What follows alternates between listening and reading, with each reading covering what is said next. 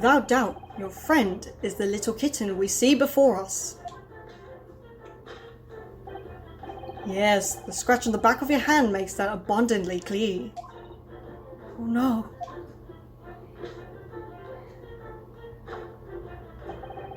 The whereabouts of this black kitten isn't clear, but what is clear is that you brought the animal with you when you ran away, didn't you? Ah!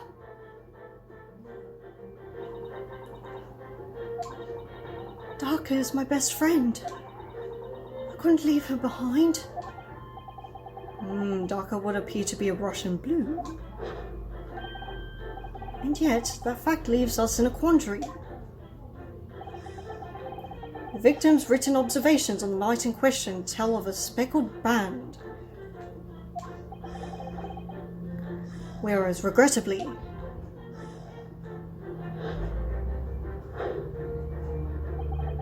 this specimen's markings do not fit that description in any way.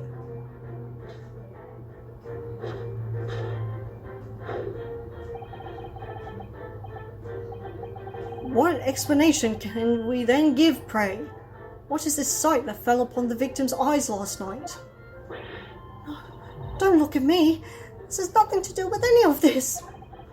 Oh, but it does. You have the answer to this quandary even now, hidden behind your back. Yes, that's what you are trying, but failing to conceal can only be the snake-sloped skin. Did you see that? She just took something out of her pocket and hid it behind her back. She just left it in her pocket. No one would have ever known. Yes, ploys like that are Mr. Sholmes' specialty. He's ever so cleverly forced her to reveal something. I thought deduction was his specialty. Or maybe making me believe that was a ploy too. Anyway, I find it hard to believe that's the skin of a snake. In which case, just what is Miss Pavlova hiding behind her back? Let's investigate it.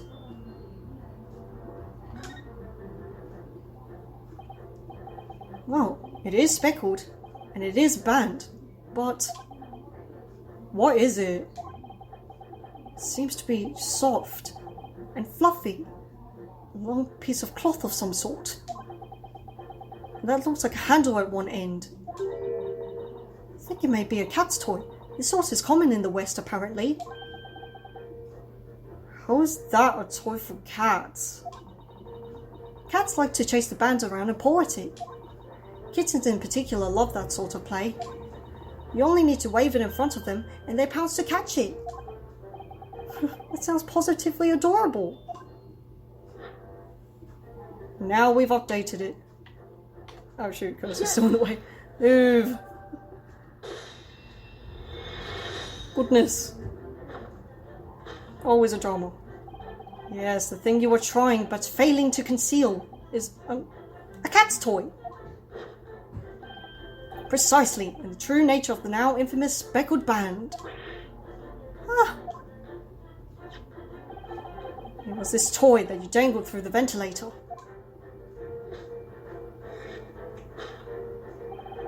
You waved it around, I presume? Naturally, the victim could not fail to notice it. But why? For what reason? My dear boy, there can only be one answer to that.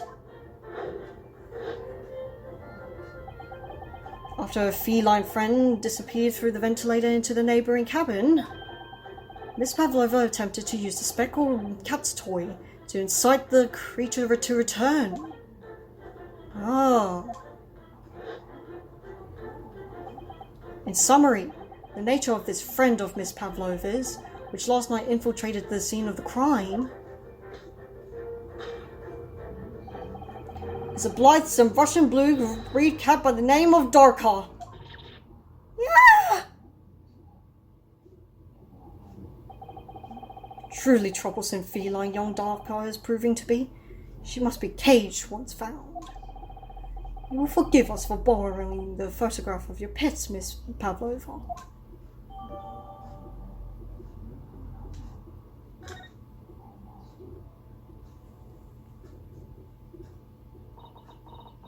It was after I gave her food last night. That's when it happened. She scratched the back of my hand, then ran up the bell cord.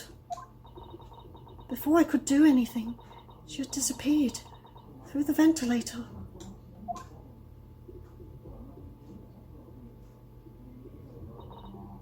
Darker. She is so naughty.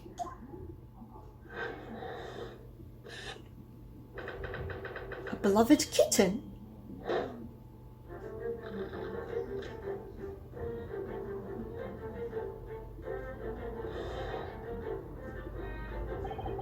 Moving on, we come to the heart of the matter, the grim demise of the victim.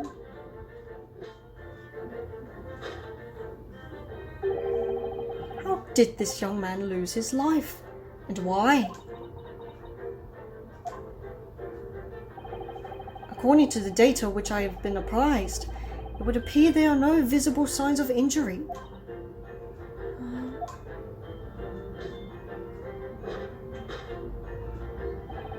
In fact, the circumstance of the victim's death can only be explained by a terrible venom. Mr. Sholmes says is true. There were no signs of wound anywhere on Cosmo-sama's body. That's right. But Mr. Sholmes seems to be unaware of one very important detail. Cosmo wasn't poisoned. Well, allegedly. With the limited technology in those days. Yes, it would seem so. That's given the information he's missing now.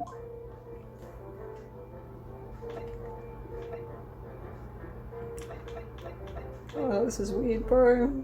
Yes.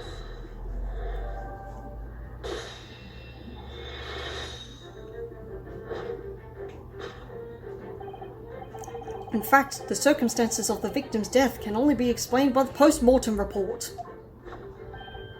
Ah, yes, I knew it was one or the other. His neck was...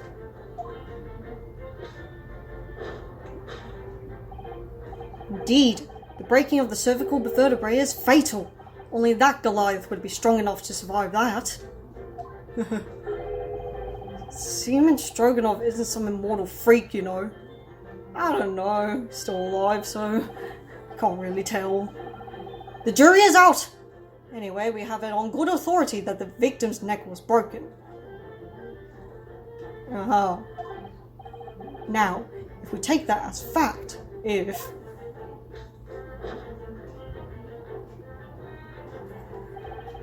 we can reasonably imagine that there remains evidence to affirm it at the scene of the crime. No, who could that be? Yes, an examination of the deceased body will prove the cause of death conclusively. Cosmo died because his neck was broken. In other words, he was probably struck by something. Someone. Yes, that's a distinct possibility. As of yet, no weapon has been found though.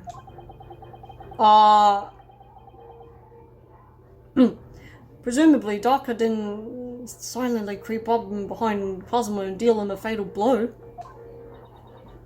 I mean, you know, people can be afraid of cats, so who's to say? They could be capable. I suppose. It's possible that he had a fall and hit the ground awkwardly. Could have been a terrible act of misfortune that he broke his neck completely by accident. Bad fall could explain it. It's rather hard to believe of Cosmo-sama though. He wasn't a clumsy man. Well, we need to fix this deduction somehow. Is there anything from the scene of the crime that could explain what happened?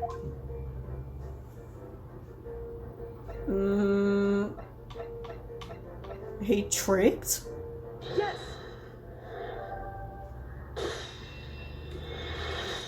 Yes.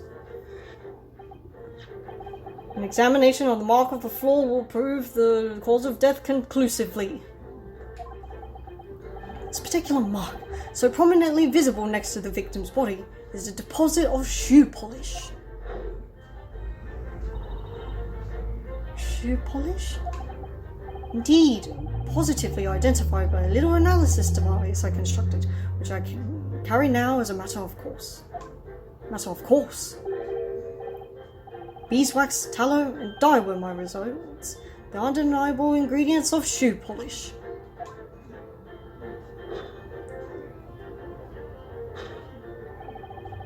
And the colour of the polish is a perfect match to the colour of Mr. Asogi's lace leather shoes. Looking at this mark, it's not hard to imagine what happened. For some reason, Mr. Asogi seems to have caught his foot at that point of the floor and tripped. Please, no. Please, no. And, by a dreadful turn of misfortune, caught his neck against some immovable object as he fell to the floor. Suffering a fatal blow to the spine, the victim's vertebrae shattered, and in that instant, lost his life. Give me a moment. Did he die instantly, or did he have time? Because there's still that dying message. Instant death! If it's an instant death, how is he able to write this? What's going on here? I'm embarrassed that I didn't notice that before.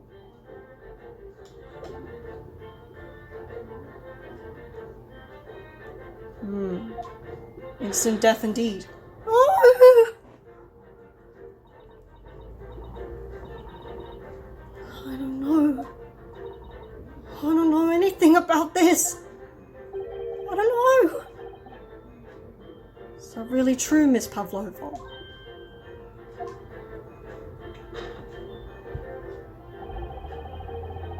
What about the evidence left at the scene where Mr. Asogi lost his life? Yes, the facts are as clear as day to me.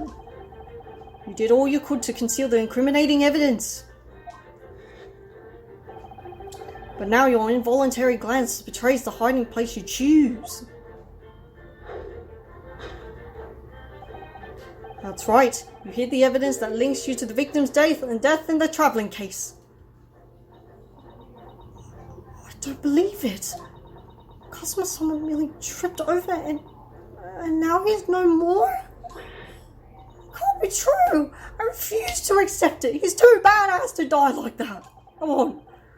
I know it's hard to believe, but the mark on the floor does seem to suggest that's what happened. We don't know. And if this is part of Mr. Sherm's deduction is right, Miss Pavlova is trying to hide some evidence that would prove it. Here in this cabin, somewhere in the direction that she just cast her eyes. Where, I wonder? Let's have a good look around. Yes, it must be somewhere. Alright, time to snoop. Is there even anything in there? It's empty. This is where Miss Pavlova hid her friend. That's right. And it wasn't a snake after all. No, it was that little kitten she calls Darko. Not that there's anywhere to be seen now. Seems to have let itself out of the case and gone exploring. I expect it's wrapped itself around someone's head somewhere, trying to make a new friend. Well, that's so cute. Either that or scratching their hand to pieces. Oh. The point is, where has it got to? Where is it? Bro. Hiding something. We tried snooping there before. Pretty sure we said we couldn't find anything. But like, we the player didn't see it, so we want to confirm that. This is a waste paper basket. Perhaps all the first class cabins have them. I don't think our room had it. But Miss Pavlova only started occupying this cabin late last night. Presumably there shouldn't be much rubbish in there yet. Oh no, maybe she's a wasteful person. Oh, what's that? Oh, it's a broken piece of glass, isn't it? Yes, it is. I feel like I've seen it somewhere before. It looks familiar. Perhaps it's more than your mind simply playing tricks on you. Ayo? Yes.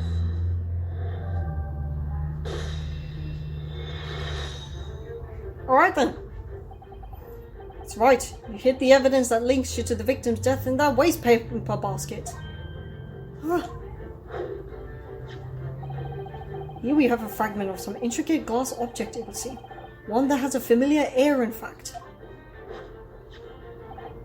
Precisely when we found another piece of broken glass on the floor in Mr. Asogi's cabin. And as you can see, two pieces fit together perfectly. Oh no. So, Miss Pavlova, shall we consider what this tells us? Why would it be that this part of glass object, which was evidently broken at the scene of the victim's death, should be found in the waste paper basket in your cabin?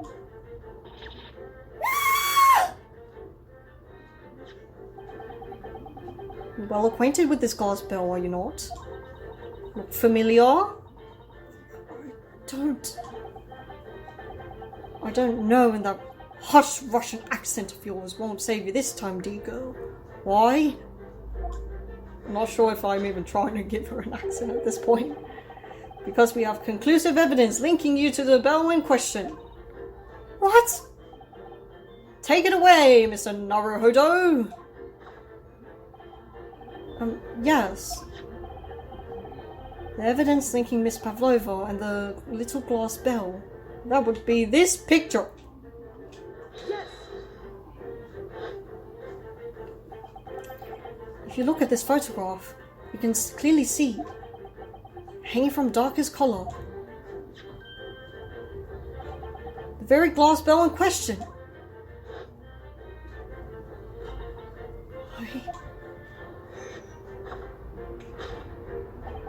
The truth has caught up with you, Miss Pavlova. The young man who lost his life last night did so after a truly inauspicious fall. And the cause of that fateful stumble?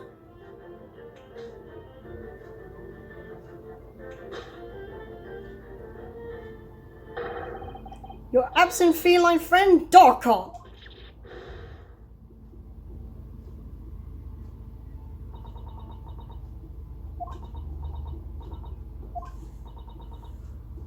I couldn't tell anyone. I'm sorry.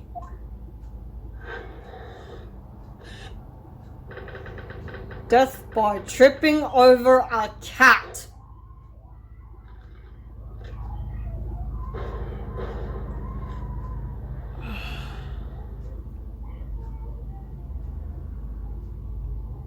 The way I was so mad when I first saw this.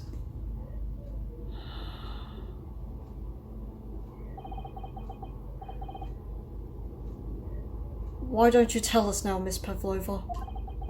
Tell us exactly what happened last night.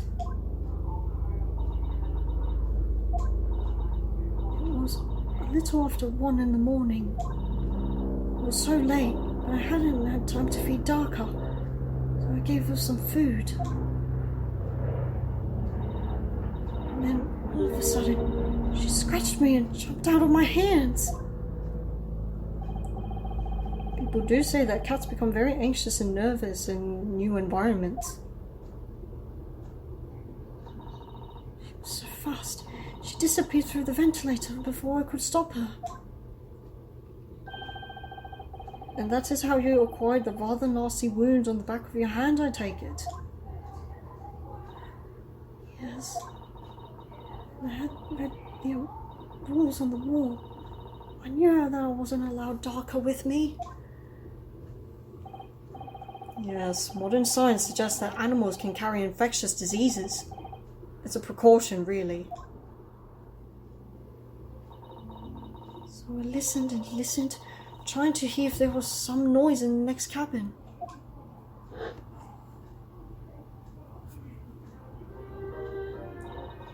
It was very quiet. I'm sure someone was there. She must be sleeping. So at that point, you thought it safe to try to lure the kitten back again. By dangling the end of the toy through the ventilator and into the adjoining cabin. Darker always loves this toy, but it didn't work. Nothing worked. I tried using her favorite toy. I tried whistling to her softly, but nothing. She didn't return. So the faint whistlings Cosmo wrote about in his diary was Miss Pavlova trying to retrieve her pet. Cats have a propensity to remain hidden in the shadows when frightened. Yes, so there was nothing else I could do. I just had to wait until she had calmed down. But then...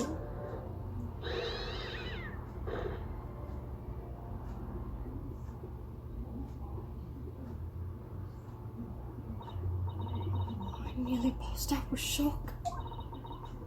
I heard her cry out, and then such a dreadful bang. And afterwards, nothing. It was totally silent. Cosmo was.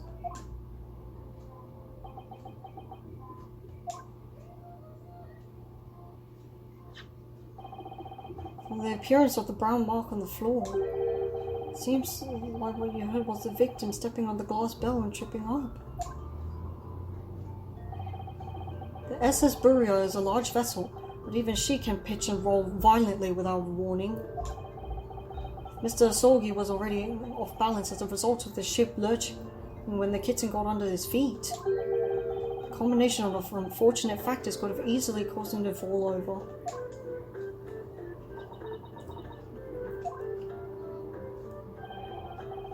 But what became of the kitten afterwards?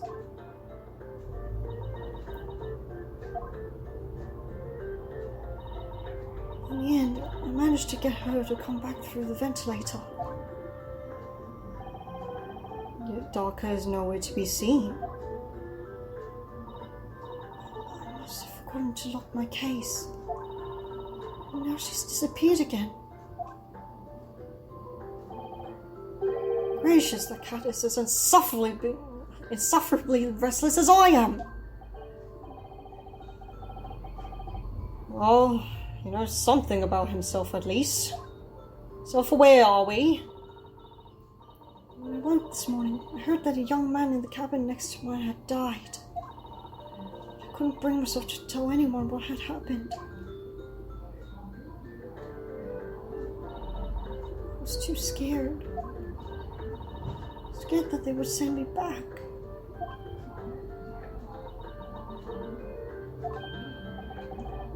Hold on a minute. What about the snake? Right, where is it? If the snake isn't your friend, Miss Pavlova, then whose is it? And where did it come from? What on earth is such a dangerous creature doing on board this ship? Oh, I didn't say? Snake is my friend. His name is Biroshko. What? That snake belongs to you. He escaped from cage when the emergency alarm sounded. I was looking for him. I did not expect to find him in here. Yes, how did that snake get into this cabin? But animals are not permitted on board. Ha! Let's see for 1 year. You want to be so long without close friends? Without someone who understands? Couldn't you find someone a little more, human who understands you better? My dear burly fellow. A gargantuan venomous snake. Surely you can appreciate the danger you're putting everyone in. No venom. Biroshko does not have venom. He is harmless, very long, very gentle. He is adorable, like Granny. It's venomless? Yes, Now he is hungry, so he is in bad mood. But once I feed him, you will see big smile. Ah, he's angry, is he? You feed him what? Milk, I suppose? Ah, like they say in milk chickens. Ridiculous. Snakes that drink milk are only in stupid stories. Piroshko eats mouse. Big, fat, round mouse. Ah. Oh, so... Is that what the mousetrap in the passageway out there is for? Of course. How else can I catch my friend's favorite food? Nothing says top of the food chain like the look in their eyes right now. Oh my god! Sholmes, your eyes! Where'd they go? He refuses to drink milk. He can't hear a whistle. He can't climb up a belt cord. It's not even venomous. How the deuce did something so inept land a starring role? It's not my fault. I do not make up stories. My Piroshko has nothing to do with this incident.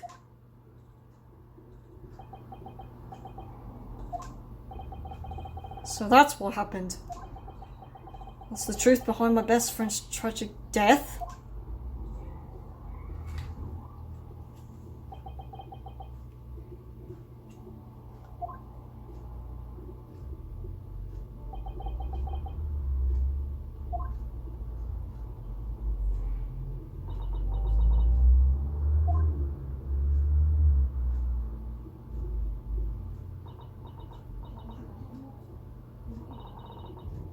Miss Pavlova.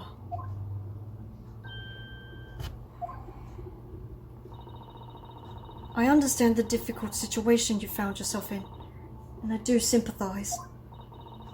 But please remember this. A young man lost his life.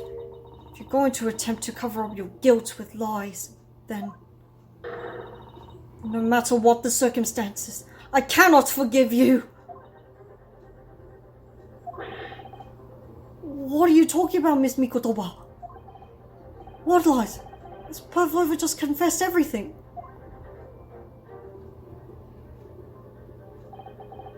It's just a series of unfortunate events. An accident.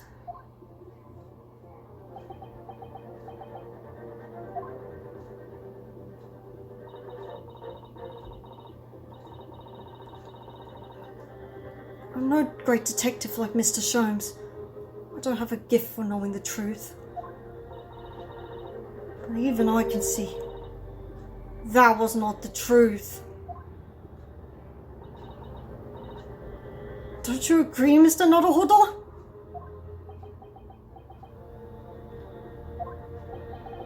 To be perfectly honest, yes. There's a discrepancy in Miss Pavlova's story. I'm sure of it. I just can't quite put my finger on it.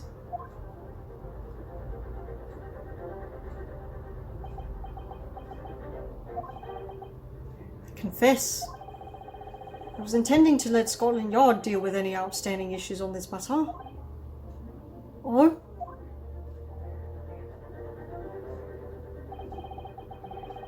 I'm only present here for a very specific reason. The truth is, you, Mr. Naruhodo, are simply a distraction.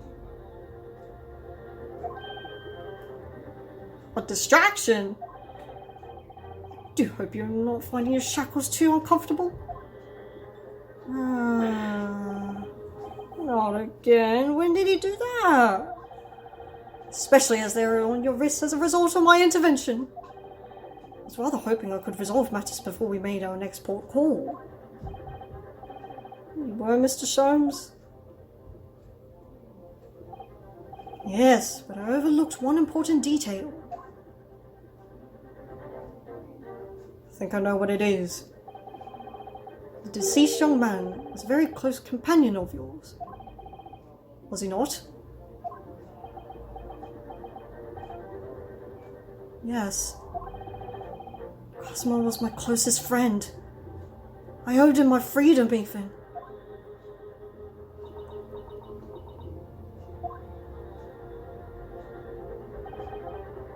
In that case, we must follow this to its conclusion.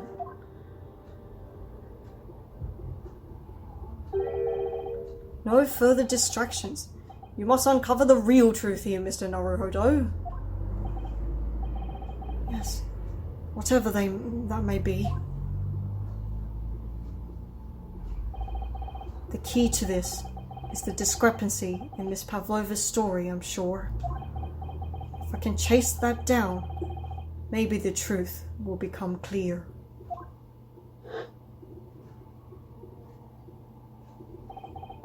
The truth about how you really died. About how that scene in your cabin really came to be.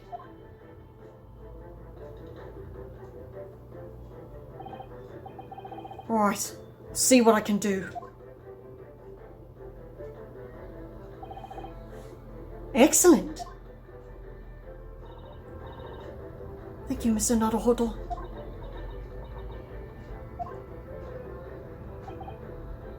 So then, shall we begin? Yes! What we should ponder first is the victim who lost his life in a cabin that was bolted shut from the inside. Was this truly an unfortunate accident? Or was it in fact no accident at all? That is what we must establish in the first instance. But we've already established it, haven't we?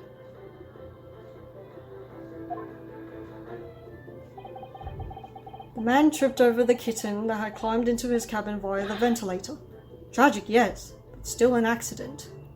Hold it! Wait! Let's just take a step back. Doesn't make sense if that's really what happened, does it?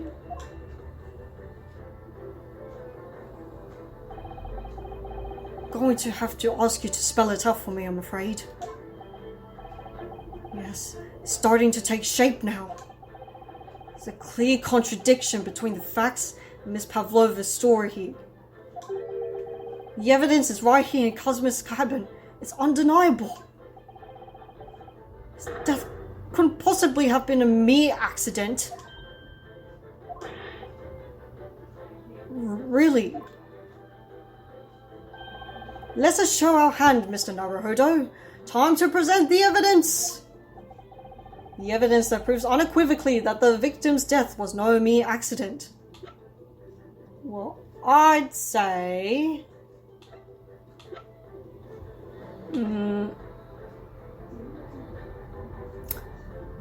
We found the other half of the bell in Miss Pavlova's cabin, which tells me that she might have gone to fetch it. So she did interfere with the crime scene somehow.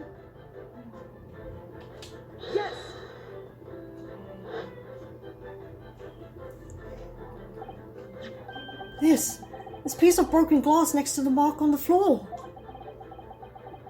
Well, that's the glass bell the kitten had around its neck. We already know about all that. It's broken in half when the victim tripped over the cat and fell. So we already have a satisfactory explanation. Where's the flaw in that logic? Unfortunately, there is a very big flaw. A fatal flaw. What? If that's really what happened, then how did one half of the bell end up back here in this cabin? Whoa! Surprised he's not breaking out in a coughing fit right now. I mean, good! I'm just surprised. Yes, remember that we found the other half of the glass bell in the waste paper basket. Would you care to explain that, Miss Pavlova? No. That's not the only reason either. Something else we found in Mr. Sorgi's cabin. A remnant of something that couldn't possibly be there if what Miss Pavlova told us was true. What? So Sato-san has noticed it too. Putting the piece of glass aside, there's something else that gives the truth away. Another piece of evidence that proves this was no accident. In other words...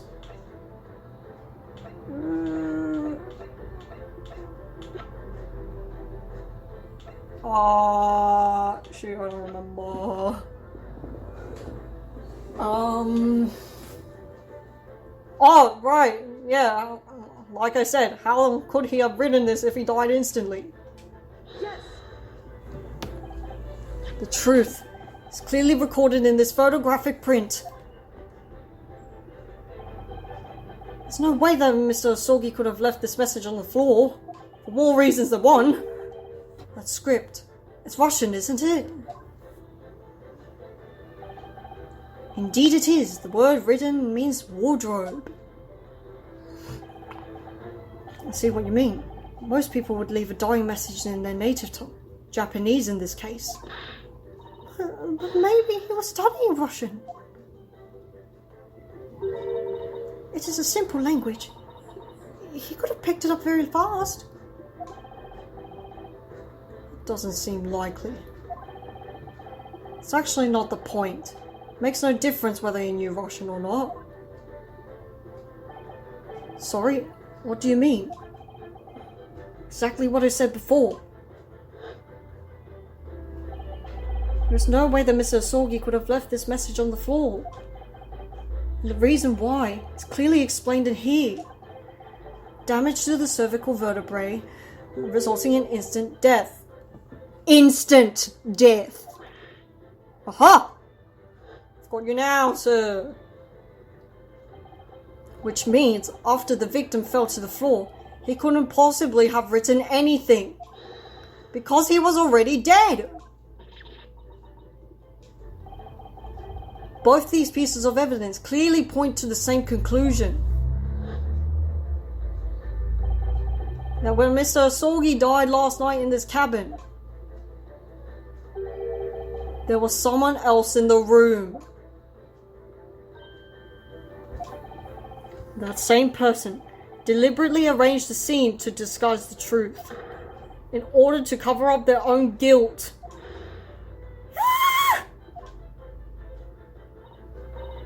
Yes, there was someone else present in Mr. Asogi's... You are wasting time! Someone else was there? No, of course, we know this! What are you talking about? Bulkhead was bolted shut from inside. There was no way in or out. Oh, yes.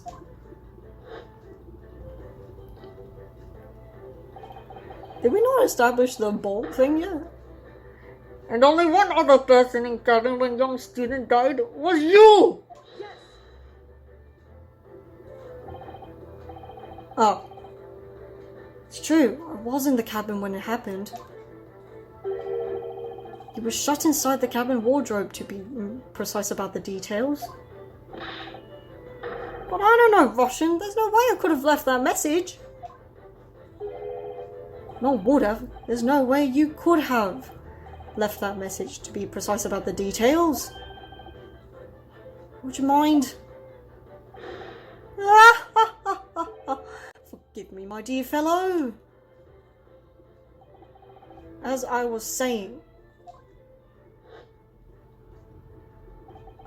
the person in question wrote the word wardrobe in Russian on the floor,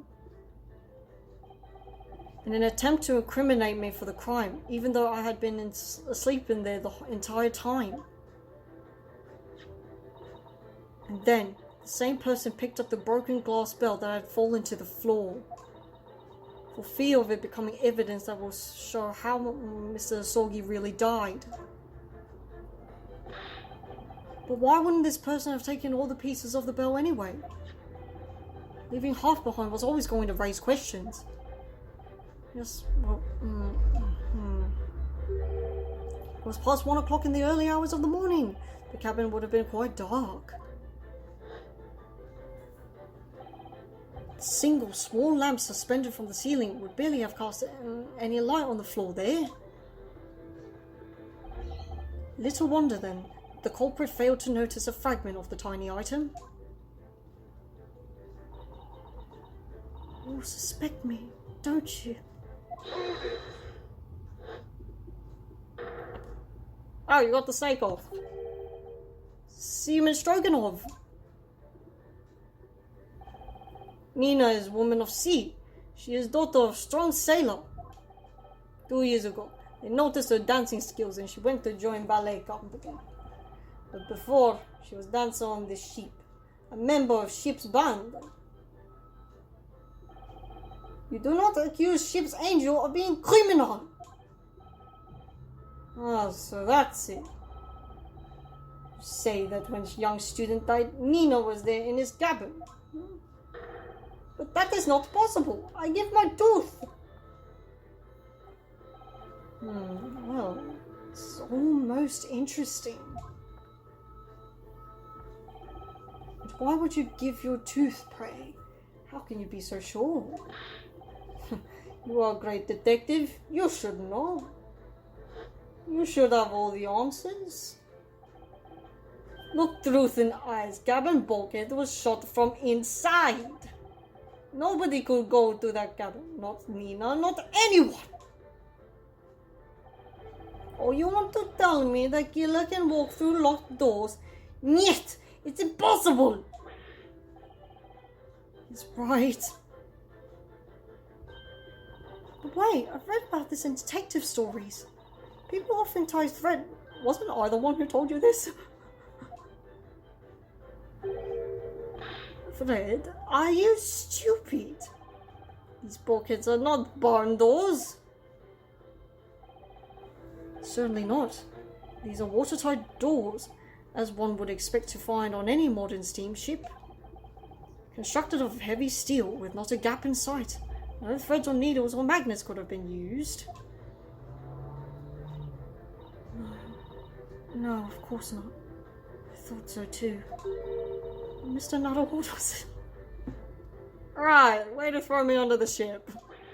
Susato-san, how could you shift it onto me like that? Always the scapegoat, I am. So, Seaman Stroganov has a valid point. The cabin door couldn't have possibly been bolted shut from the outside. Not necessarily. What? I put it to you that I could bolt this cabin door without laying a finger on it. And in this very cabin, we can see the traces of the method I have in mind having been used before. I don't believe it. Well, Mr. Naruhodo, I believe you know what I mean, don't you? A way to shut the bolt of the cabin door from the outside. One way does spring to mind, yes. Do you really know what Mr. Sheriff means, Mr. Nuttlehoodle? Yes. So should you. In fact, I thank you. Because we've seen it happen. Indeed we have. So, would you care to do the honors, Mr. Naruhodo? Point out the telling signs of the method that was used to slide the cabin door across from the outside.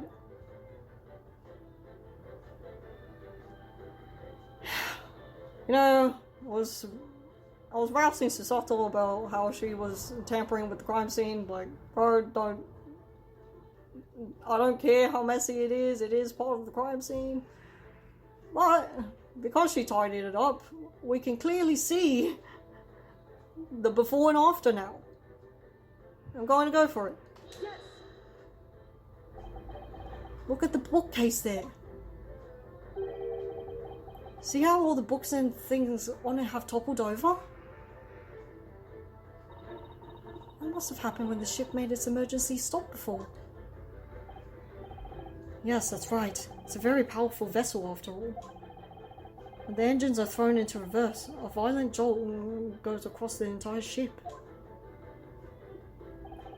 Any small objects that aren't fastened down are bound to fall over. I believe, yes, that's what's known as the force of inertia acting on the objects. Is there nothing Susato-san doesn't know? That isn't in her book, at least. She's always got something up her sleeve. But whatever it's called, the same force that pushed over those books on the bookcase also made something else in this cabin move. The bolt on the cabin door. It was very obvious just after the emergency stop that the ship made her, Vilya. We'd come into this cabin not long before. We hadn't bolted the door. But then...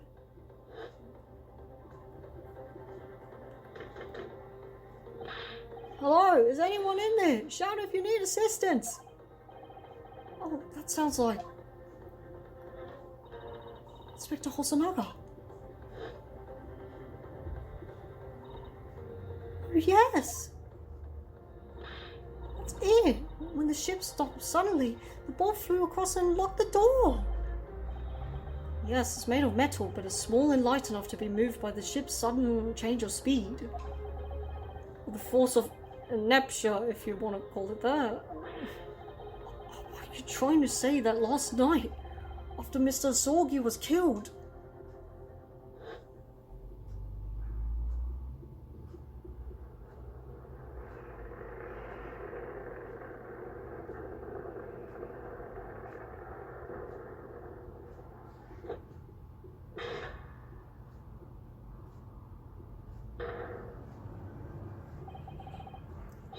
SS Burial made another emergency stop.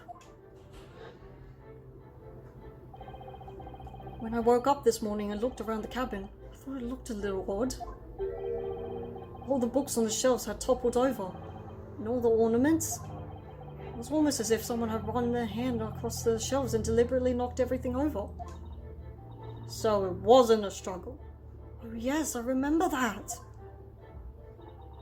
And I stood them all up again, didn't I? And when we came into this cabin, we were surprised to see the same thing in here. All the books and everything had toppled over, just like in Mr. Sorgi's cabin. My. Do you have anything to say about this, Miss Pavlova?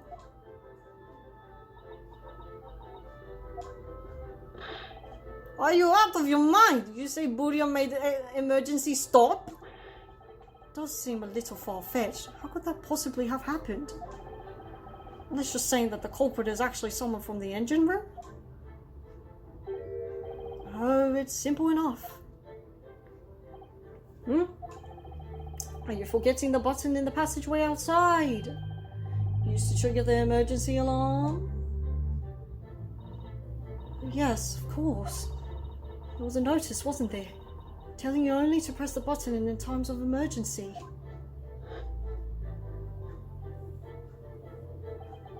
On dark nights when the fog is dense, the captain cannot afford to rely on the eyes of his lookout alone. Hence the placement of a number of buttons around the vessel to allow any crewmen to raise the alarm.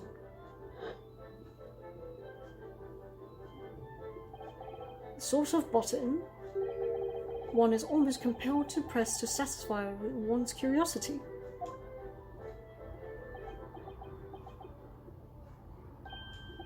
Wait, it was you! When the button is pressed, two things happen in the interest of safety. The emergency alarm bell rings, and the vessel comes to a complete stop. As indeed it did a little earlier today.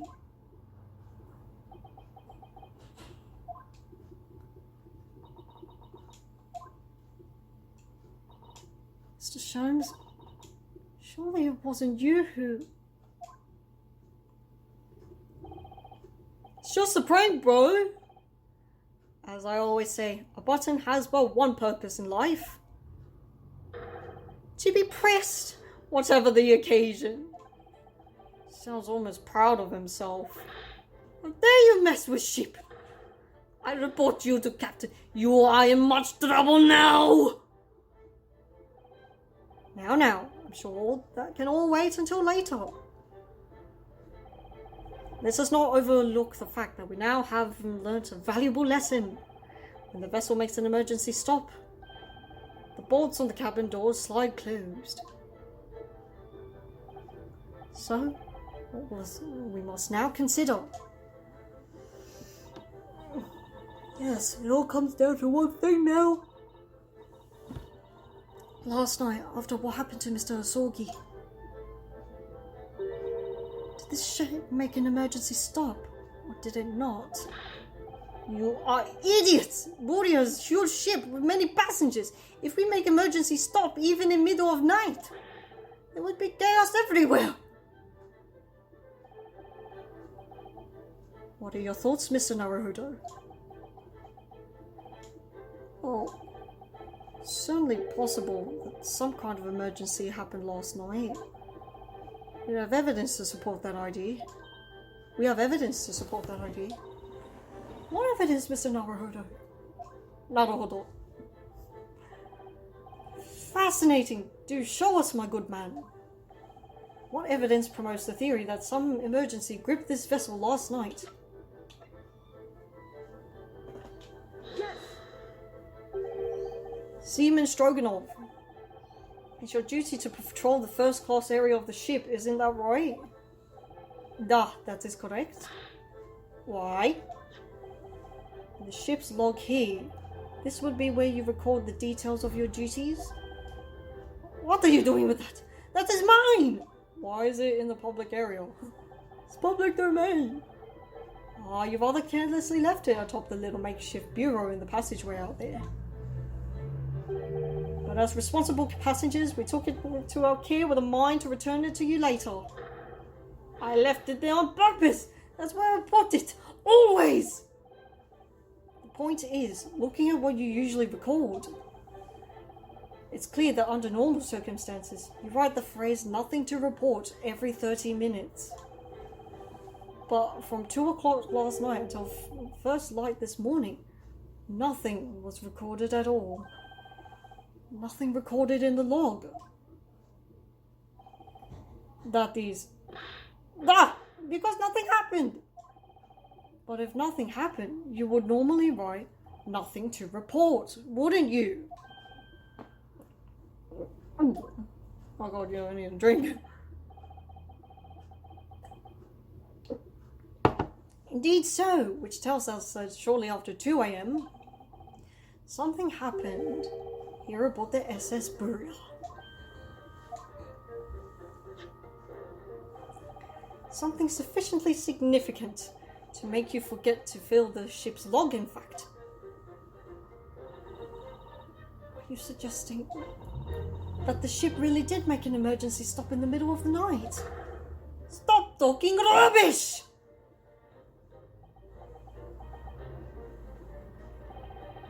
If I'm perfectly honest, I find that a little hard to believe myself. Why?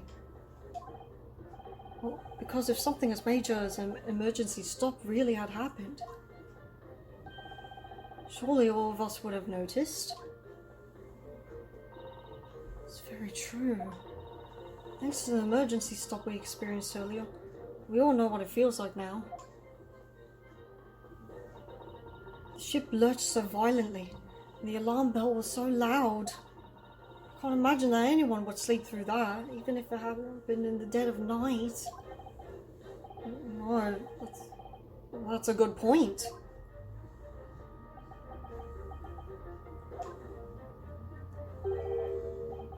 What of the throbbing? Sorry, what do you mean? Your head, man. The throbbing of your head since this morning. We've all suffered with it. Oh, yes. I have had a headache, you're right. In fact, I haven't been feeling well myself since I woke up today. Nor have I. My head has been feeling heavy ever since dawn. Yes, you've all been afflicted, haven't you? Just as I suspected. He's right, my head's been throbbing today too. Since eating dinner yesterday evening, everything has felt sort of hazy. I can't really remember anything that happened after I climbed back inside the wardrobe.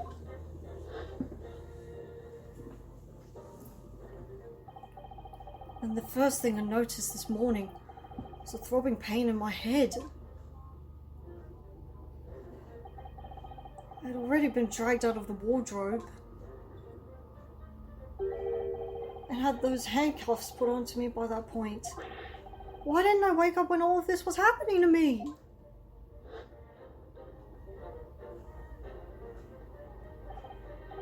Tell me, Mr. Naruhodo. You boarded this vessel as a stowaway, didn't you? Well, yes. Sorry. Wasn't my idea, but whatever. The stowaway class of accommodation doesn't usually include meals. What did you survive on? Oh, Kazuma looked after me. I was always happy to share his meals. So you enjoyed some of the whole roast chicken that was served yesterday evening, I take it? Yes, in fact, I had all of that. Kazuma wasn't fond of chicken. Oh, really? So the victim didn't eat any of the chicken at all? That's right. He didn't even touch it. Is that relevant?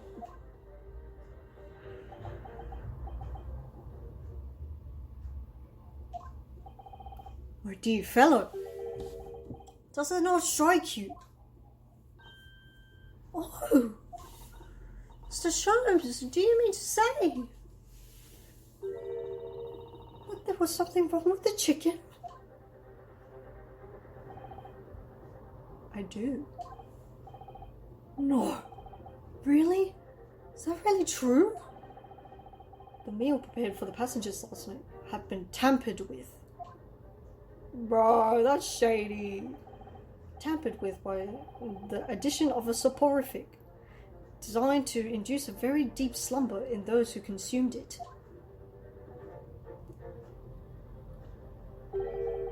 Sleeping drug? Do you mean whoever did this laced every meal with a sleeping drug so no one would notice the ship's emergency stop? Mr. Naruhodo, of course that's not what Mr. Sholmes means. What a far-fetched idea. Precisely. Lacing every meal of every passenger on board with a soporific drug would certainly be impossible.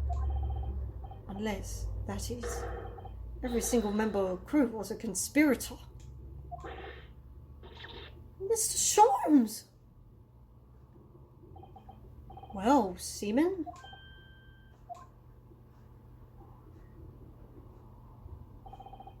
I'm sorry to say that any more deception in this matter will get you nowhere.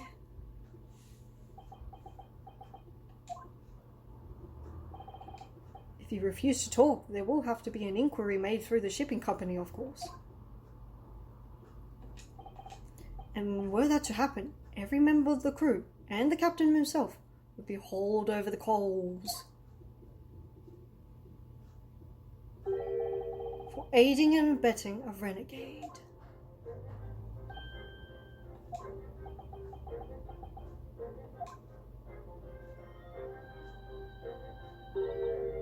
Please, no more. I will tell everything. I cannot make problems like this for everyone anymore. These crewmen are your former comrades, I believe. Yes, so when I decided to run away, I asked them to help me. We all agreed to help, everyone together. She threw away everything, fame in the ballet, Mother Russia. We wanted to help our angel. I don't believe it. Oh, you are right. You put sleeping drug in chicken last night. Yes, I remember now. I did notice chewing on a lump of something strange and bitter at one point. We could not make all drug, how do you say, dissolve? Oh, talk about heavy seasoning. At night, in waters near Shanghai, we brought our angel on board.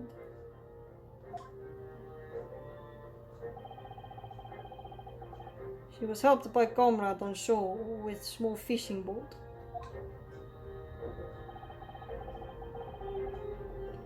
While all the passengers of the SS Buria slept soundly. Thanks to the almost magical effects of the slumber-inducing potion their evening meals had contained.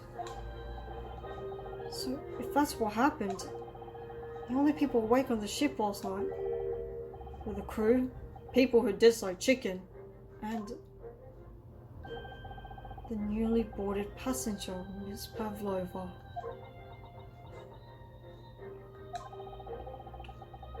That means it would have been possible for you. You could have used the emergency stop trick to lock customers in the cabin door.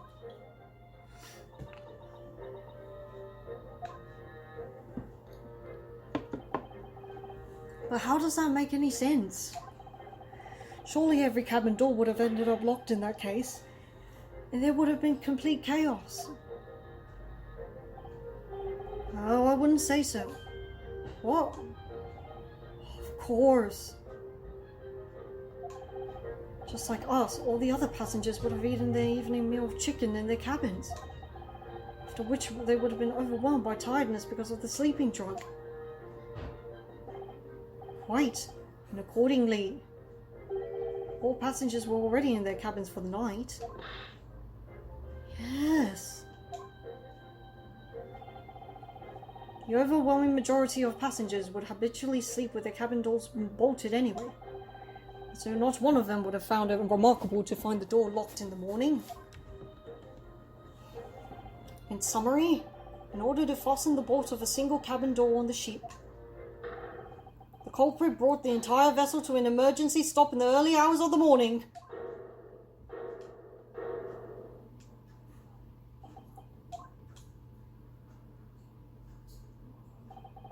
You have talked a long time and said many things. No, right, my voice is fried. At this point. The point is what I said earlier. There was somebody else present on the scene when the victim lost his life last night. Someone who left a message in Russian on the floor in an attempt to incriminate another. Someone who tried desperately to hide the broken fragments of glass that would reveal the culprit's identity. Someone who abused the ship's emergency stop procedure in order to lock a door. All told, a busy night. What? I don't know about any of this. I'm just a little girl. You like to speak with your long English words and explain your clever ideas. But I am sailor. Sailors don't listen to long, boring stories. We don't believe. Sailors like me, we trust only what we see with our eyes. Seeing is deceiving, a laudable trait. What? I'm quite of the same disposition, my good man. Observation to me is everything. Mr. Naruhodo? Yes? Do you hear it? An accusatory cry of guilt on the wind? What accusatory cry of guilt? Sorry, you've lost me. Proof of involvement, man. You can't hear such a call with your ears. No. You must hear it with your eyes, for observation is the basis of all deduction. What are you talking about?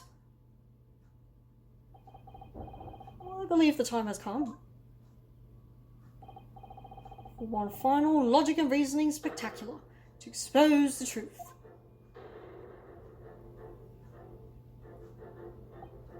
So, Mr. Naruhodo, your assistance if you please.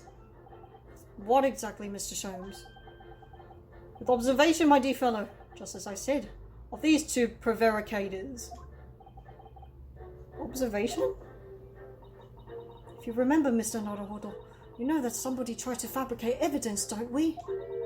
By tampering with the scene of Mr. Sogi's death. What we're looking for is some trace of evidence that one of these two was there when it happened. Precisely, you are delightfully quick to grasp my meaning. Alright, let's see what I can see. So we're looking for a trace of evidence that shows someone was there last night when Cosmo died. Okay, let's find some suspicious things. What is this?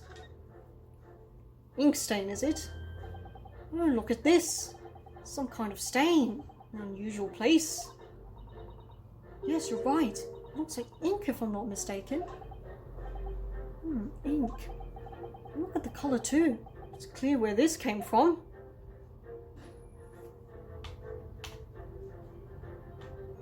Yes.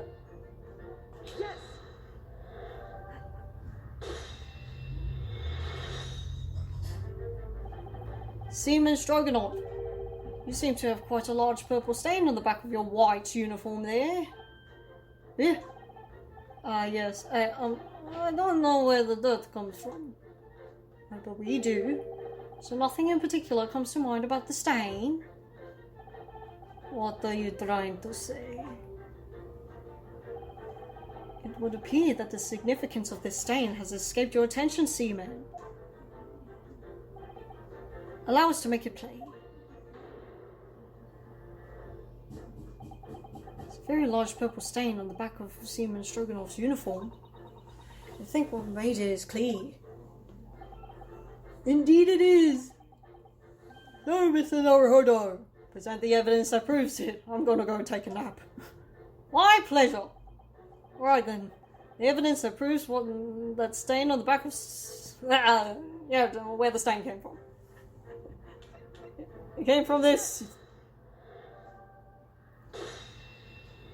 Well, not the photo, but what's in the photo. Yes, it's this photograph, and the ink it shows. That's what caused the stain on your uniform. Ink? A rather unusual colour of ink, purple. Ah! Ah, the penny drops. At last. Now you see the significance. The Russian word on the floor next to the victim's body was written in purple ink. The stain on the back of your uniform is ink of the exact same colour. If the ink had been dry, it couldn't possibly have stained your uniform in that way. Which means you must have been present in the cabin in the moments immediately after the ink was spilt.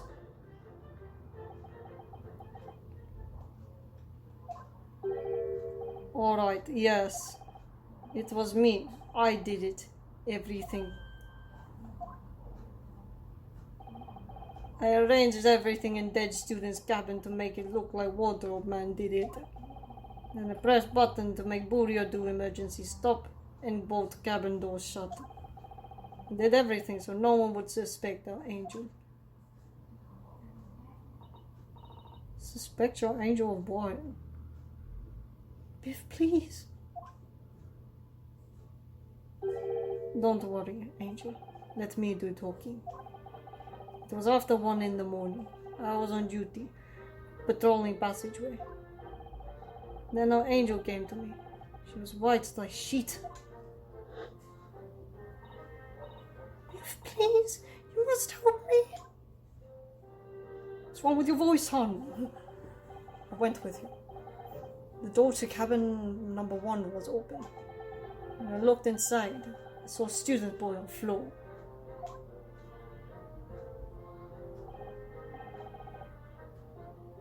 What happened here?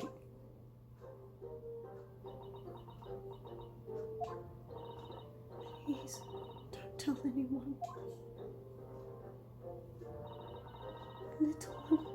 Little furry friend. Everything that happened at Gavin is like Angel told you. The kitten escaped through the ventilator into Mr. Sorgi's cabin. Then he tripped over it and broke his neck when he fell to the floor. Yes, that is right. So after the incident when the cat ran away, Miss Pavlova then visited the cabin next to hers. only to find his occupant lying lifeless on the floor. She said she was worried when she heard sound of someone falling on the floor. That's when she went to look. Why would any of that point to you? Oh, right, the cat.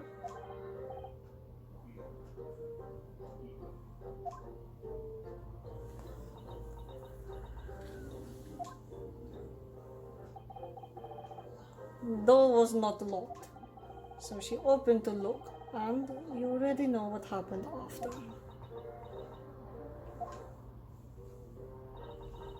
It's just one thing, if you wouldn't mind. What? When you went to Mr. Sorgi's cabin, Miss Pavlova, was he already dead? Right? I already told you! When Nina opened the door of student's cabin and looked inside, I was asking Miss Pavlova. Ooh. Well, Miss Pavlova?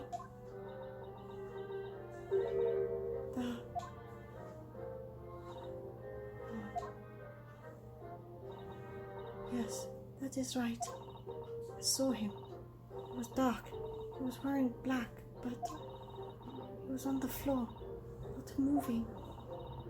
I was scared.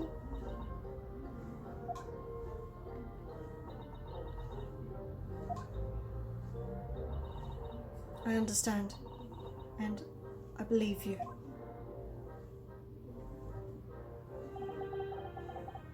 So is that finally it now? Have we discovered the real truth about Cosima's death at last?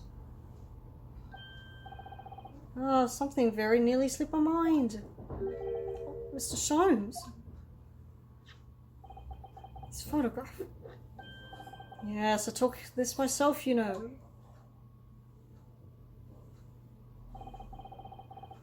The cause of death was a broken neck. Therefore, the victim died instantly. And the unfortunate accident that precipitated these events, the kitten on which the victim stumbled. However, if those are the facts, there is one particular area in this photograph that seems to be somewhat unnatural.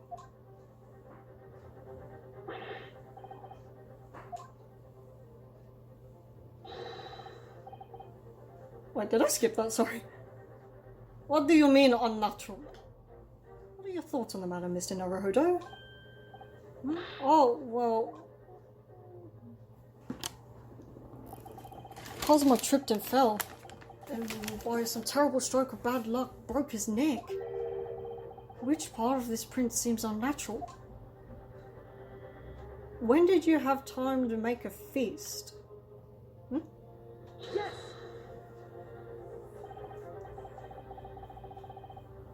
Alright, if you really fell due to an unfortunate accident, then this fist just doesn't seem quite right. The exact same thought occurred to me. In a fall, one's instinct is to open the palms flat. Maybe he's crazy like this. But here we see the victim with his left hands tightly balled into a fist. Almost, you might say. As though he were gripping something. What do you mean? Simply that I took the liberty of investigating the victim's fist a short while ago. You did? What, pray, do you imagine I found there? Or do you feel no? Mr. Sholmes, show us, please! Why, of course, my dear madam. Would I keep you in suspense? Kind of doing it now. Oh! This is what I found. A crescent moon with a little gemstone in the middle. Yes, you're right. A crescent moon. It's very pretty, but what does it tell us? It tells us nothing. I'm not so sure. That crescent moon looks familiar somehow. I'm sure I've seen it somewhere before.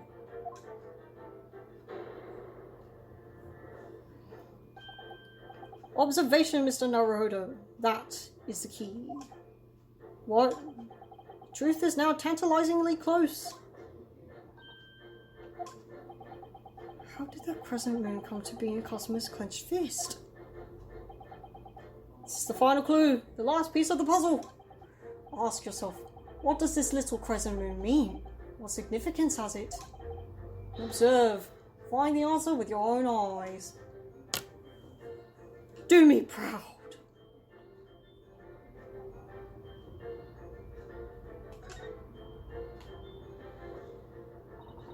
She has such petite ears along with her beautiful hair, like little pink shells. What's that?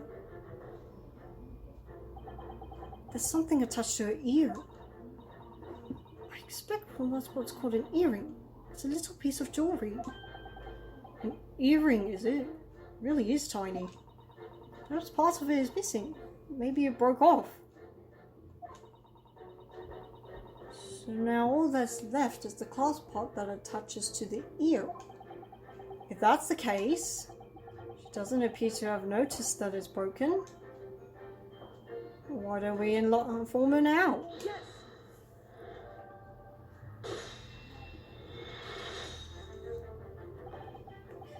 Miss Pavlova, I noticed that on your ear. Even though you had a metal earring, the decorative part of it seems to be messy. The little link holding it must have broken, I suppose. Whoa! But looking at your other ear, I noticed a crescent moon. I don't believe it. I don't believe it!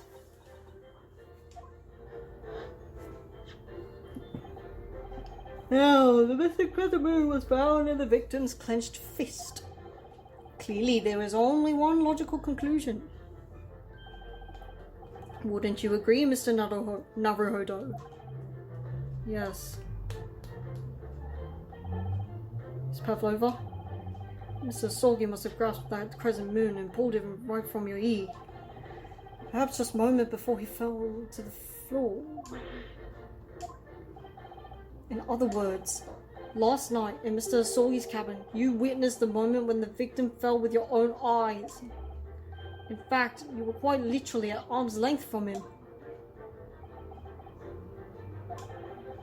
Then the question is, why didn't Mr. Sorgi do that? Why did he pull your earring from your ear and hold it in his clenched fist during his final moments?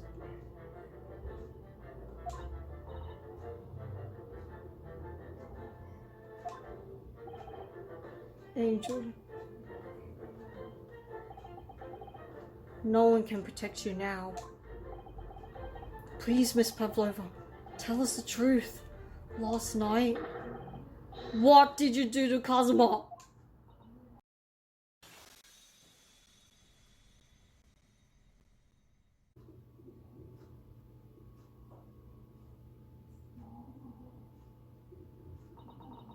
When I think about everything that happened yesterday, it was too much. Running away, the fishing boat in the middle of the night, trying to climb onto this huge ship. And then, when I was at last in this cabin and I could relax after this horrible long day.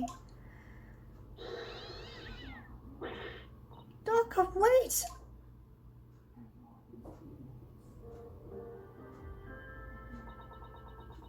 I couldn't believe when she disappeared through the ventilator. I tried to call her with a little whistle.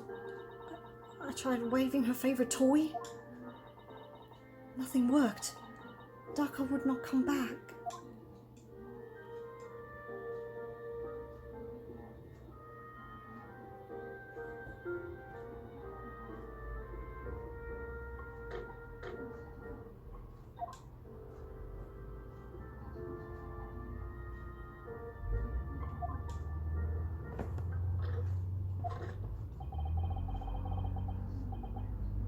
What are you doing here at this time of night, Inspector?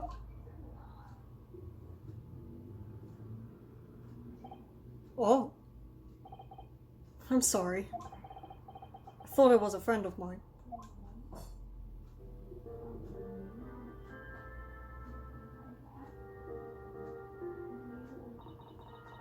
A young man from your country.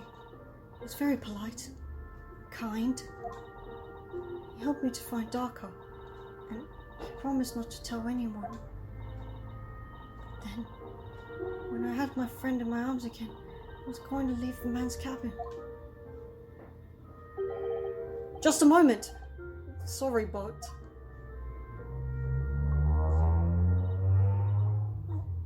Yes?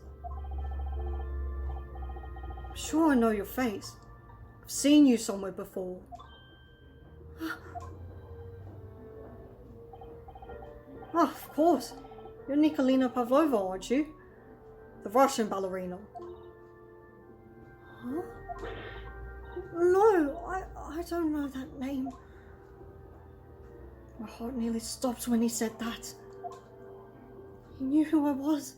How could this man from a land in the faraway east know a Russian ballerina? Globalization. Yes, I saw your performance in Japan. Beauty of the ballet made a deep impression on me. But what are you doing on this ship? I'm sure I read that your ballet company was performing in Shanghai at the moment. I can't fool him. I have to tell him the truth and hope he doesn't tell anyone. I have no other choice.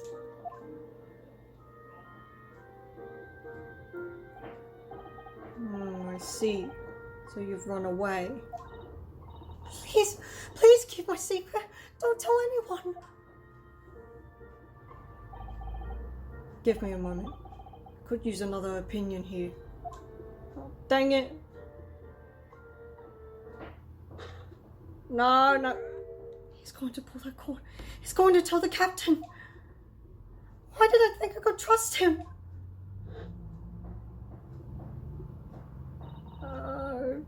It happened. Everything at once. It was only a second, but it felt like forever. Wait! Then Darko jumped out of my arms and downward to the young man's feet. And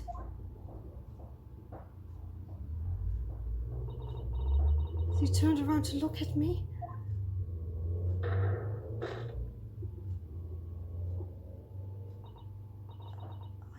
I pushed him.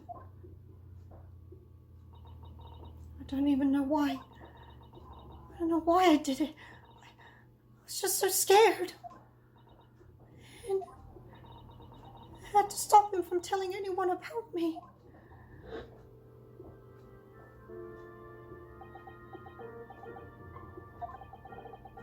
And that's when you went to fetch help from Seaman Stroganov, who was on duty out in the passageway. I heard Nina cry out and thud on the floor, so I ran to her. She was standing at cabin door, shaking like leaf. She looked at me and said, "I would be brave. If they find out, I would be... Please, I have nowhere to go."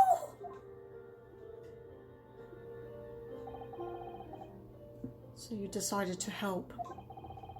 And that's when you arranged things in Cosmo's cabin to make it look like I did it. So that no one would suspect the passenger in the cabin next door. Yes. I went into the cabin and looked around to make sure there was nothing to show Nina was there. And then I found stowaway and wardrobe, still sleeping. Alright, that's when he found me. So he worked out a plan to lay the blame on the stowaway.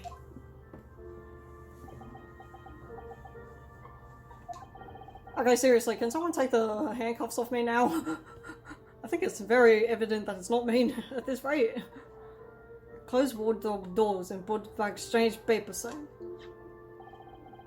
Luckily for me, that's the only reason Susato-san started to believe me when I said I was innocent.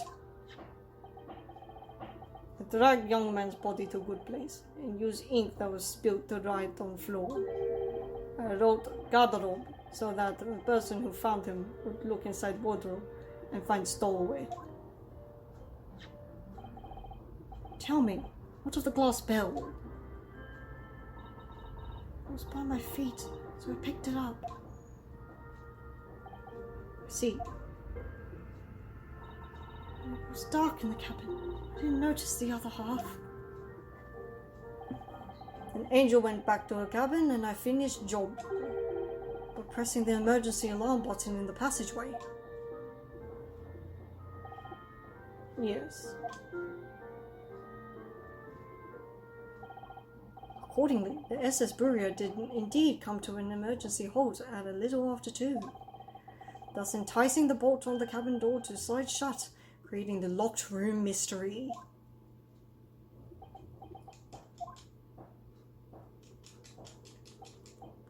There's still one thing I don't understand, Miss Pavlova.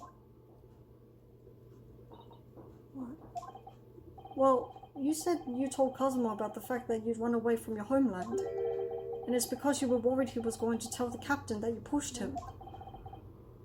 Isn't that right? Yes.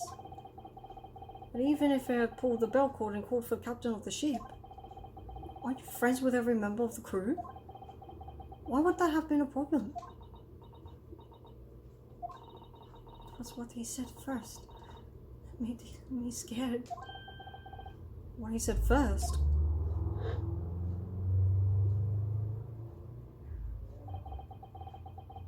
What are you doing here at this time of night, Inspector?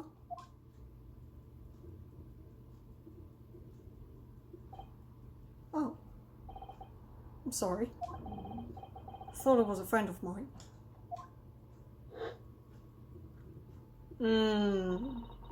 He said an inspector was his friend. Yes, meaning me. Who was supposed to be acting as his bodyguard. I thought that if police knew about me, they would arrest me.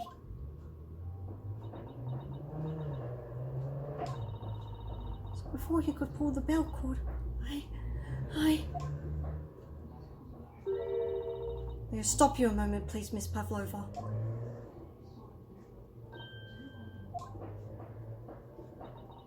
It just doesn't seem to make sense. I mean, was Mr. Asogi really going to pull the bell cord? I don't know.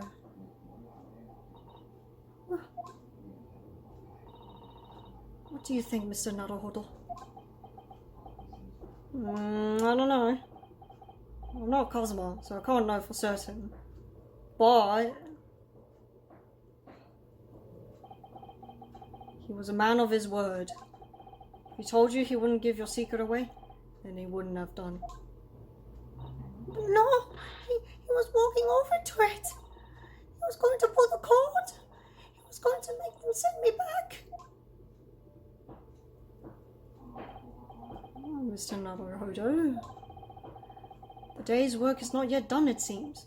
There's one more deduction to make. What, another deduction?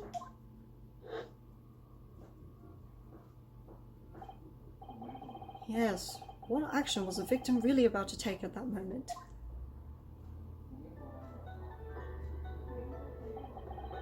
Can we determine whether the young man's gaze was directed?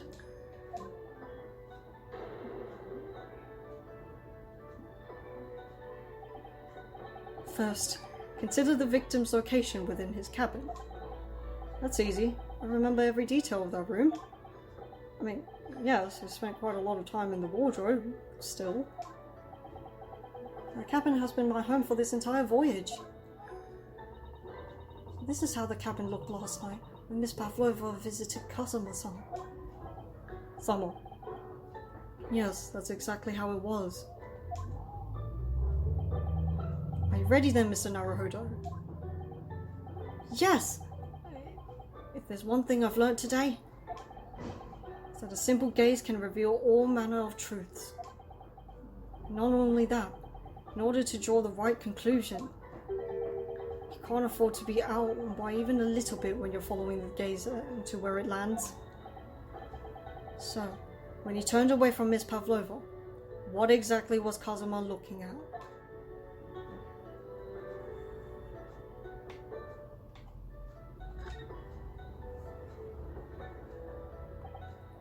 The wardrobe. My wardrobe! I was in there at the time, of course. Sleeping soundly. Too soundly. If only I hadn't eaten that chicken that was laced with the sleeping drug. If only he had woken me up. Maybe this tragedy would have never happened.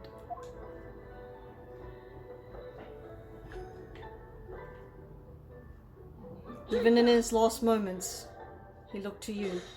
I'm sure he doesn't blame you. Considering everything that had happened last night. Certainly it may seem looked as though Kazuma was going to ring the bell call. It's not like it freaking works anyway. Yes, however,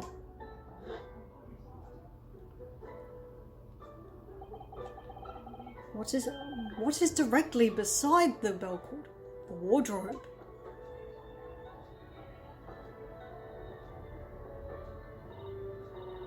Wardrobe? More importantly, what was inside the wardrobe? The man's great friend, sleeping soundly. Miss Pavlova, please, think back very carefully. What were Mr. Asogi's exact words last night? Give me a moment. I could use another opinion here.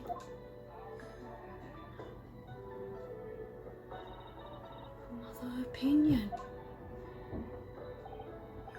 Yes, but not from a member of the crew. No, Mr. Asogi intended to consult his close friend on the matter. See if between them they might be able to help in some way, no doubt.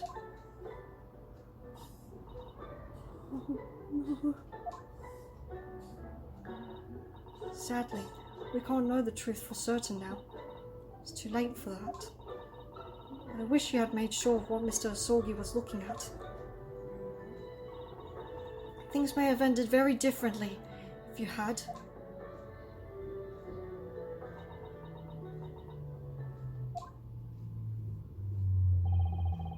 Miss Pavlova.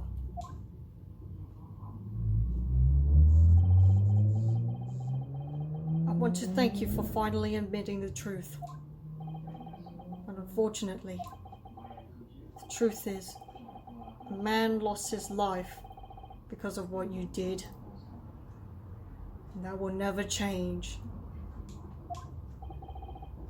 I hope you'll never forget that.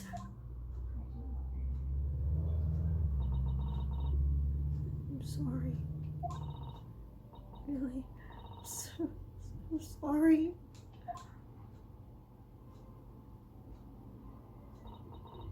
What have I done?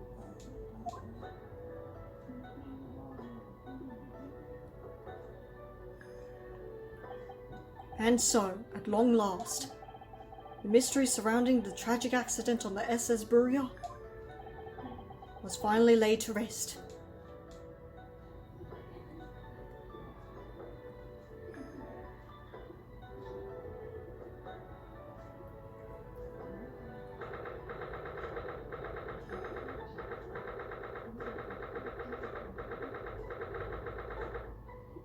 Damn, that was a whole 12 hours. Sheesh. What will happen to Miss Pavlova now then? Once we reach Great Britain, she'll be handed over to the British police at Scotland Yard. What about the fact that she ran away from Russia? Will the Russians try to repatriate her? Apparently, the English detective can speak to the immigration office and sort all that out. Mr. Shanks can do that? So she won't be going back to Russia then?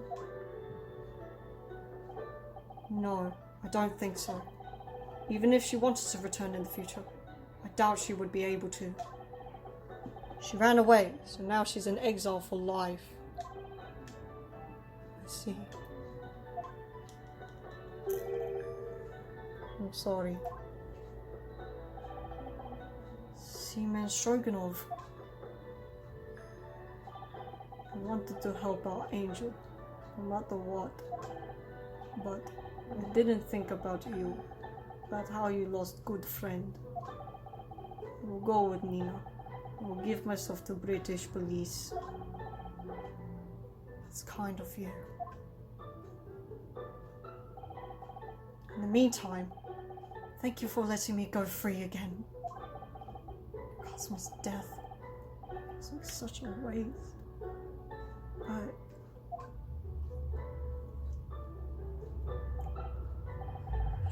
well, do what you can for Miss Pavlova, won't you? Da. Oh, I'm afraid you need to pack now. We're due to arrive in Hong Kong tomorrow. As much as it pains me, I'm going to have to hand you over to the consul to arrange your passage back to Japan. Yes. I did stow away after all. Couldn't really expect any different. So, you should get back to your cabin now.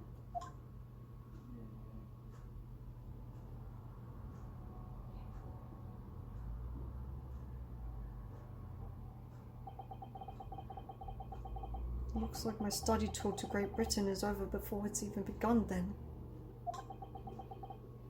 To think that only days ago, Cosimo and I were laughing together about how we'd tear up the streets of London. It seems like a distant memory now.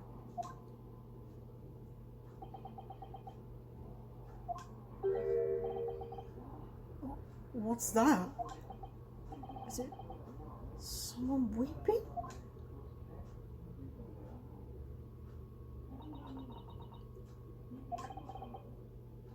Susato-san?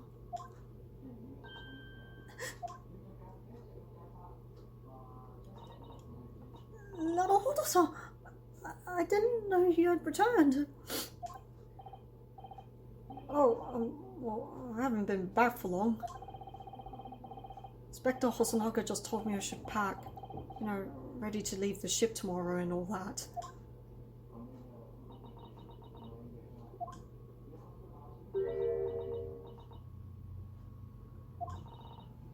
I still can't believe this has happened. I still can't believe this life is over. Just like that. Susato-san. Oh fuck, I'm actually crying. Oh god. I hate this. Such grand ideas for his visit to Great Britain. So many dreams. And now they've been cruelly taken away. Just as he has. I thought I could never forgive the person responsible. But now, it's all morally grey, isn't it? Now we know the truth. It was just an accident. Just a silly series of mishaps.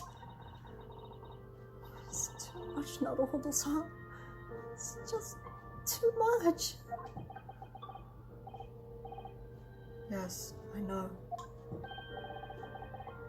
I wish there was something I could say.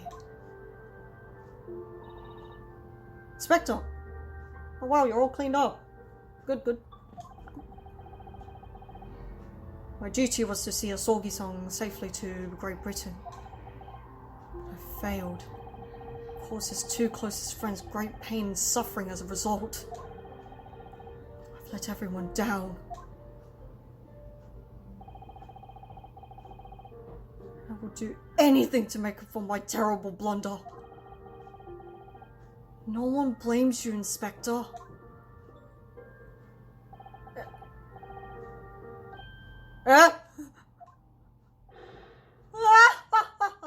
Is this the time? Surprise, Mr. Naruhodo? We were having a moment, sir.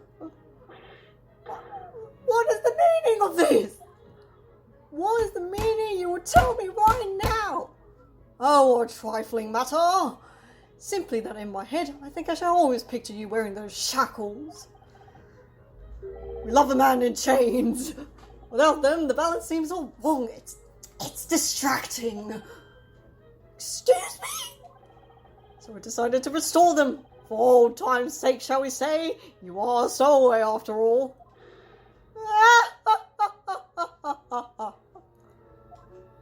Oh, dude. He thinks this is funny?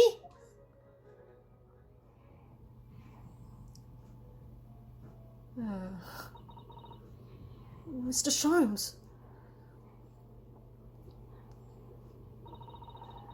We do appreciate all your assistance. I'd like to thank you from the bottom of my heart. Not at all, not at all. Though it's a little late, I offer my sincere condolences.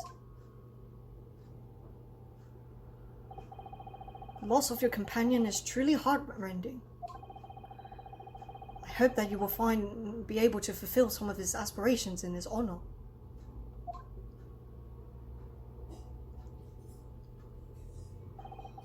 I'm afraid that won't be possible.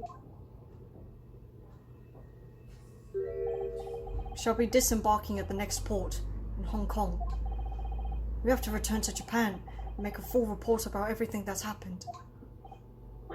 Oh, wait a minute! It's just me that has to go back, isn't it? I mean, I was the stowaway.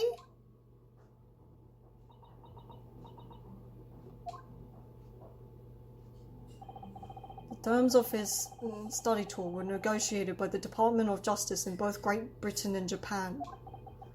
It was to be 1 lawyer and 1 assistant.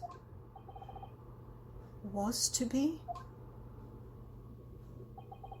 In the light of Mr. Asogi's unfortunate death, I'm afraid the study tour can no longer go ahead. Oh no. I don't care for me, but... Susato-san. My dear fellows, the majority of problems have an extremely simple solution, you know. All you require is 1 lawyer and the study tour can continue, surely.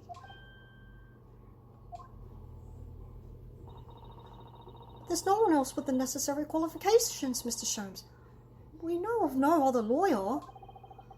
Qualifications, you say? Any qualifications obtained in your own country will be of little value in Great Britain, I'm afraid. Oh, but anyway, the voyage to London still promises a good month of time. Ample opportunity, I would say, to find yourself another suitable lawyer. Yes.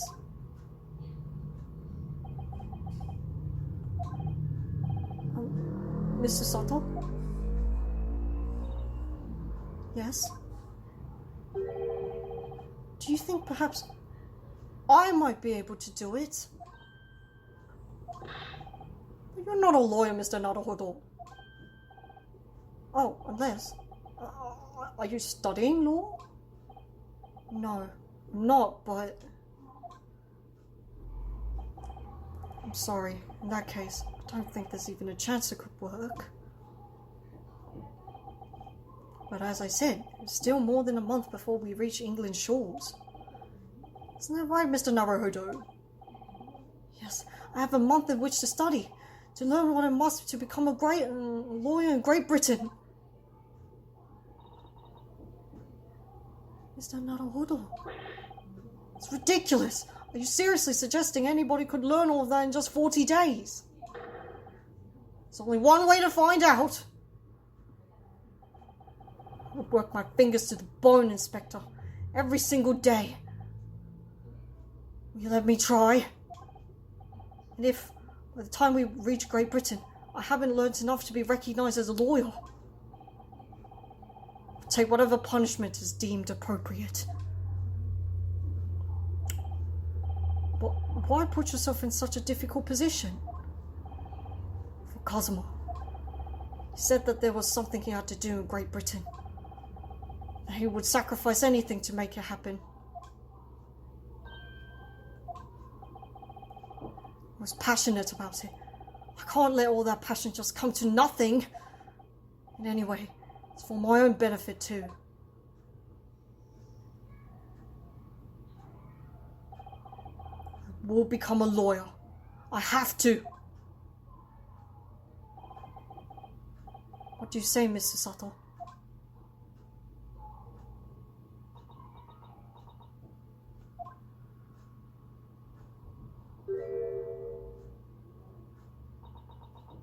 I think it's a wonderful idea. Thank you.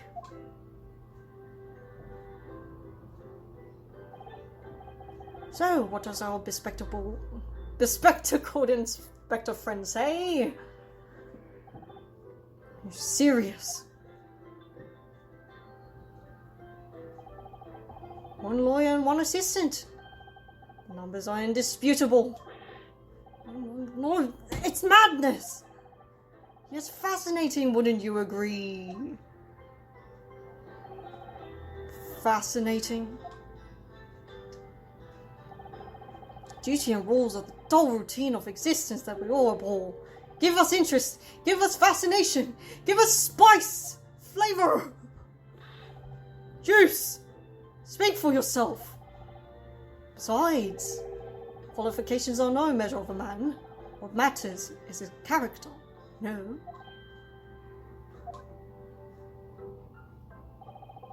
And you've witnessed ample evidence of this man's exemplary character today with your own eyes. From the early hours of this morning until this very moment now. Despite contending with the passing of his close companion, despite the accusation of guilt, this man has shown resourcefulness, intelligence, and above all, courage.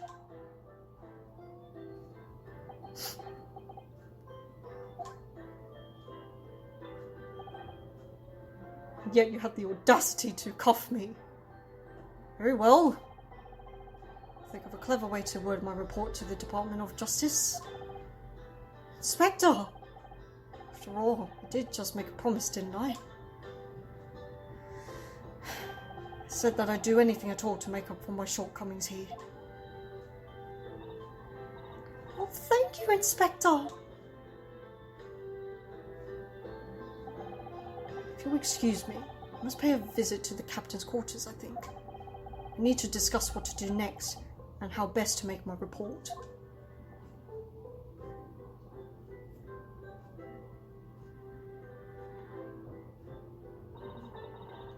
Are you really prepared to attempt this, Mr. Naruhodo? Yes, I'm going to try. I wonder, would you consider teaching me what I need to know? Everything about being a lawyer?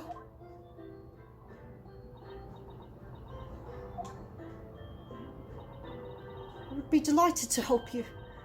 I am a judicial assistant after all. Thank you! And Mr. Naruhodo? I'd like you to take charge of this. Me? Are you sure? Sure is what Kazuma-sama would have wanted. His name is Karuma. It's a great sword. It's been the Asogi clan for generations. Very well, I accept. I'll treasure it. Always.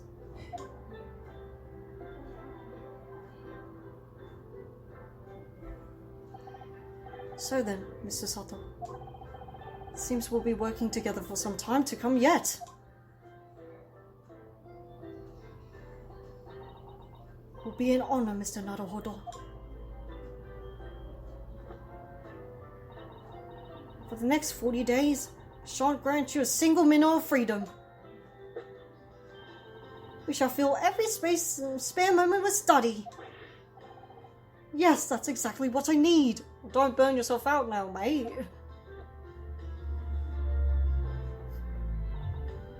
But before we begin, I have an earnest favor to ask of you too. Goodness, what is it?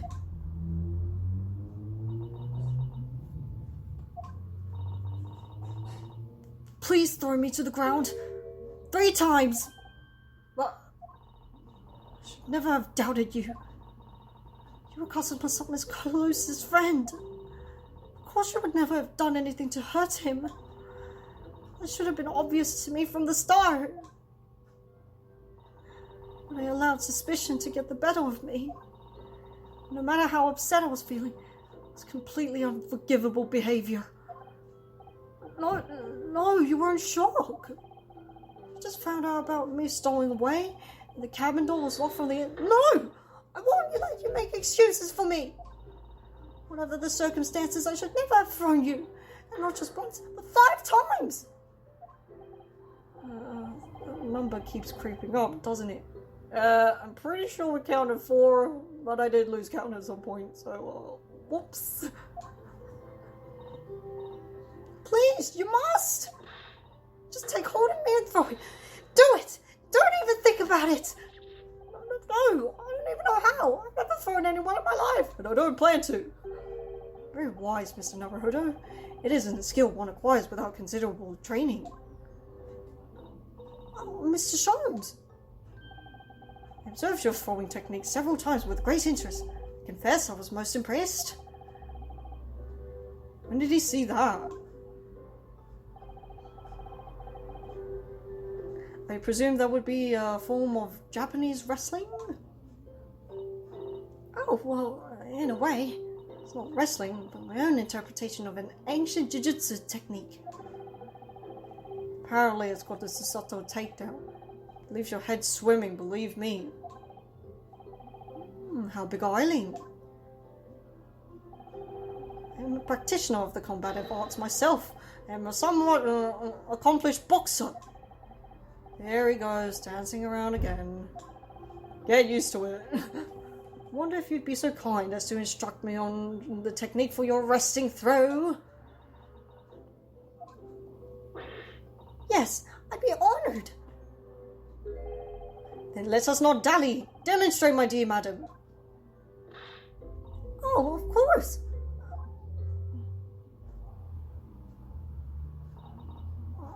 Are you ready, Mr. Naruhodo? Sorry.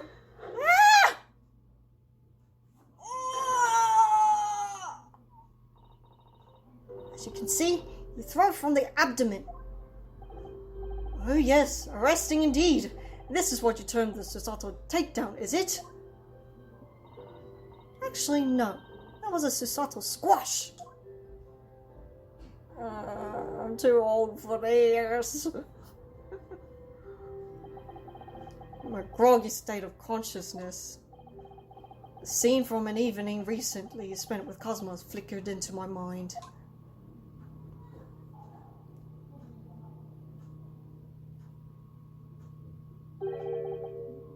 Karuma?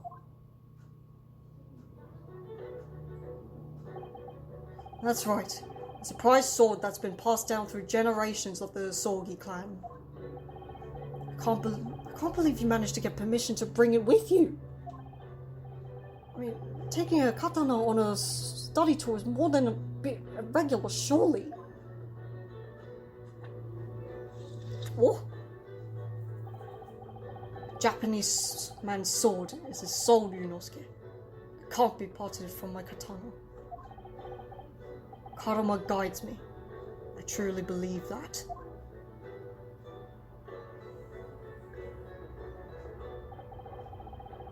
So its name compels its wielder to slice evil in two. Not that you would need much compelling. On that subject, there's something very important that I have to do in Great Britain. I'll sacrifice anything to make it happen. I'd appreciate you seeing it through with me. Of course I will. Whatever it is, I'll see it through to the end with you.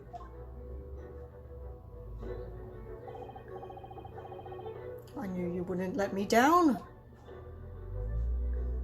I just knew it. An important thing he had to do.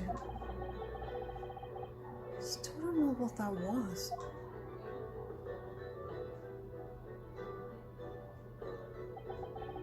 I'm going to see the place for myself and work it out. Great Britain's capital, London.